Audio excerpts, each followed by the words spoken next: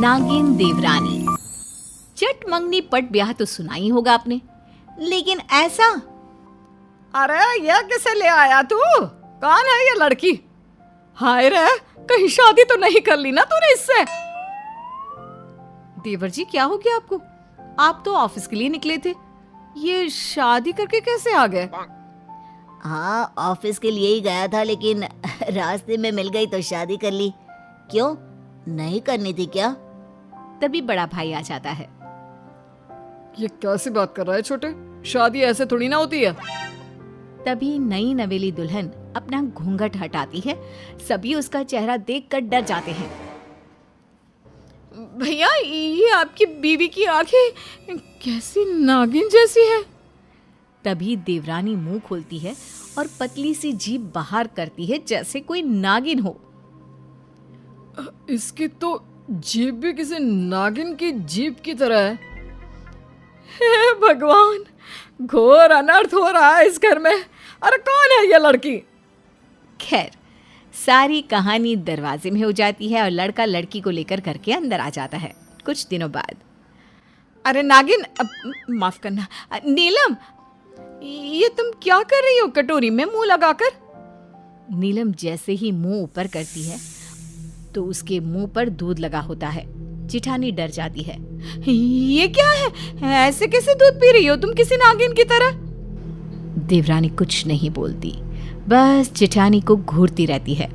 जिठानी सास के पास जाती है और सासू माँ, जल्दी से सुनो। अरे क्या हो गया बड़ी बहू, क्यों इतनी डरी हुई है? सब ठीक तो है ना? अरे कहाँ ठीक है माँ जी, मैं तो अपनी मायके जा रही हूँ। सास डर जाती है। मैं भी तेरी माँ से काफी दिनों से नहीं मिली ना, चल जरा मैं भी उनके हाल चाल देख लूं। दोनों सास बहू फटाफट कपड़े पैक करके निकल ही रही होती है कि दरवाजे पर खड़ी होती है देवरानी। जेठानी पूछ लेती है, क्या हुआ नागिन? अरे नीलम, नीलम नाम है उसका। फिर अचानक सास की नजर छोटी बहू की आंख पर पड़ती है। अरे बड़ी बहू, छोटी बहू की आंख में तो देखो। क्या है माँ, यहाँ डर के मारे मेरी हालत खराब हो रही है और आपको इसकी आंख की पड़ी है। देवरानी की आंख में ससुर की फोटो होती है। हाय रे माँ जी, इसकी आंख में तो ससुर जी की फोटो है। अब जेरोक्स की मशीन लगा रखी है क्या आंखों में? बेटा, तेरे ससुर जी की फोटो इसकी आंख में कैसे उतर आई? सारा ड्रामा चल ही रहा था कि वहां देवर आता है। अरे नीलम, क्या हो गया? यहाँ ऐसे पुष्पराज की तरह क्यों खड़ी हो? देखो ना, भाभी और माँ जी दोनों मुझे छोड़कर जा रही हैं। मैं कैसे पूरा घर अकेले देखूंगी? और माँ जी, ससुर जी कहाँ हैं? दिखाई नहीं दे रहे। तो तेरी आंख में, तेरी आंख में। क्या इसकी आंख में माँ? इसकी आंख का ही तो दीवाना हो गया था मैं। कहाँ है ससुर जी? उनसे ही तो मिलने के लिए मैंने शादी की है। सारा घर देवरानी की इस बात पर हैरान सा रह जाता है।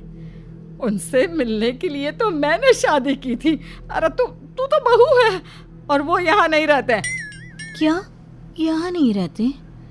वैसे बुढ़िया, तेरी हरकतें ही ऐसी है कि तेरे साथ कोई नहीं रह सकता। देखो नागिन, सॉरी नीलम, सासू माँ के लिए ऐसी बातें मत करो, समझी? वो तो ससुर जी कमाने के लिए परदेस गए हैं। हाँ। जेठानी की बात सुनकर देवरानी नागिन की तरह यहाँ वहाँ रेंगने लगती है, मतलब दौड़ने लगती है। क्या हो गया नीलम? पापा यहाँ नहीं रहते, इससे तुम्हें क्यों परेशानी हो रही है? अरे बहू, आ रहे तेरे ससुर जी कल। वैसे बात क्या है? माँ जी, मुझे तो दाल में काला लग रहा है। आखिर किसी ससुर के लिए बहू का इतना परेशान रहना। माजरा क्या है? अच्छा, कल आ रहे हैं, तब तो कल ही उनका काम तमाम कर मैं अपना बदला ले लूंगी। काम तमाम मतलब? मैं समझी नहीं बहू। नीलम संभल जाती है और कहती है, मतलब वो मेरी माँ ने मुझे ससुर जी को देने के लिए गिफ्ट्स दिए हैं ना, वो उनके हाथ में दे दूं। अच्छा, तेरी माँ ने मेरे लिए भी कुछ दिया है क्या? और बड़े भाई भाभी के लिए? अरे उनका भी तो हक बनता है ना। हाँ हाँ, तू ले ले पहले। अरे कहाँ से ये आ गई? ना मेरा बेटा घोड़ी चढ़ा, ना भाभी ने काजल डाला, ना सास की पैर पुजाई। ये सब क्या बकी, सॉरी, ये सब क्या बोली जा रही हैं आप? वैसे ससुर जी आ जाए तो उनसे मिलकर मैं चली जाऊंगी। अरे कहाँ चली जाओगी? मैं क्या करूँगा तुम्हारे बिना? नहीं नहीं, मैं तुम्हें नहीं कहीं जाने दूंगा नीलम।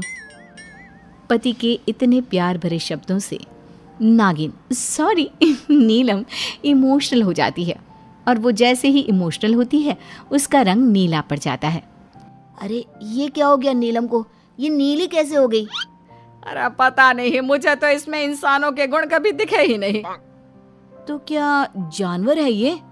नहीं भाभी, मेरी नीलम तो अप्सरा है जो परीलोक से आई है। भाई यही कहना चाहती थी ना आप?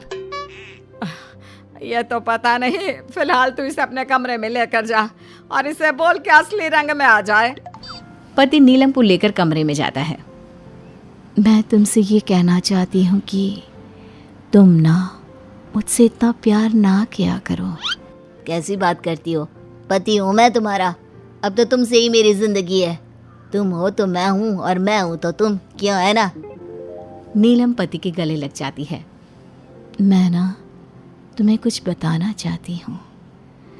तुम्हें याद है मेरी और तुम्हारी शादी कैसे हुई थी? हाँ, मैं भी यही पूछना चाह रहा था, पर जो भी हो मैं तो लकी हूँ कि राह चलते ही मुझे इतनी प्यारी और अच्छी लड़की मिल गई। नीलम पति को कुछ बताना चाह रही थी लेकिन न जाने क्या सोचकर वो चुप हो जाती है। फिर अगले रोज, अरे बहू आ देख, तेरे ससुर जी आ गए। अरे कहाँ हो दोनों? नीलम और उसकी जेठानी ससुर के पास आते हैं। क्या हुआ ससुर जी, आप बहुत परेशान लग रहे हैं। हाँ, आप तो पहले ही आने वाले थे, पिछले महीने भी आप नहीं आए। क्या हुआ, सब ठीक तो है ना? हाँ, वो मेरे कार के नीचे एक सांप आ गया था। ये सुनते ही नागिन देवरानी की आंख हरी हो जाती है। फिर क्या हुआ? मैं उस सांप को उठाकर जानवरों के डॉक्टर के पास ले गया। भला हुआ कि सांप की सांस चल रही थी, लेकिन सांप ने मुझे डस लिया। हाय रे, आपको सांप ने डसा? पापा आप ठीक तो है ना? ठीक है तेरा बाप, तभी तो सामने खड़ा है। लेकिन सोचो, सांप भी किसी का पिता था, उसके भी बच्चे थे। ये बोलकर देवरानी की आंख से पानी निकलने लगता है। ये कौन है और कैसी भाषा में बात कर रही है? पापा ये मेरी बीवी है, मैंने शादी कर ली। और ये ना थोड़ी इमोशनल है, तो सांप के लिए थोड़ी इमोशनल हो गई। नहीं नहीं, सांप तो ठीक है, भले ही उसने मुझे काटा, लेकिन गलती मेरी थी। मैंने सड़क पर देखे बिना ही कार उस पर चला दी। अभी अभी डॉक्टर का फ़ोन आया था कि सांप को वापस उसी जंगल में छोड़ दिया है। बेचारी की बीवी उस सांप का इंतज़ार कर रही होगी। क्या पापा जिंदा है? वो ठीक है? हाँ मेरे पापा तो ठीक है, सामने ही तो खड़े हैं। क्यों, क्या हो गया? तभी बेल बजती है और सामने एक महिला खड़ी होती है। माँ तुम? ये तुम्हारी माँ है? आइए आइए बहन जी। बेटा नीलम, अब घर जाने का वक्त आ गया है। तेरे पापा घर आ गए हैं। तू जिस काम के लिए आई थी वो नहीं करना। घर जाने का वक्त? ये क्या बात कर रहे हैं? मैं आप लोगों से सब बताती हूँ। मैं एक नागिन हूँ। हम लोगों को लगा कि ससुर जी ने मेरे पिता को मार दिया है, तो मैं उनसे अपने पिता का बदला लेने आई थी। लेकिन भले इंसान ने हादसे के बाद न सिर्फ मेरे पिता की जान बचाई, अपनी जान पर भी खेल गए। मैं माफ़ी चाहती हूँ, मुझे इजाज़त दीजिए। नहीं नहीं नीलम, मैं तुम्हारे बिना नहीं रह सकता। अरे तो क्या नागिन के साथ रहेगा बेटा? नहीं, नीलम चाहे तो वो नागिन का जीवन छोड़ सकती है। हाँ माँ, आप मुझे नॉर्मल लड़की बना दीजिए।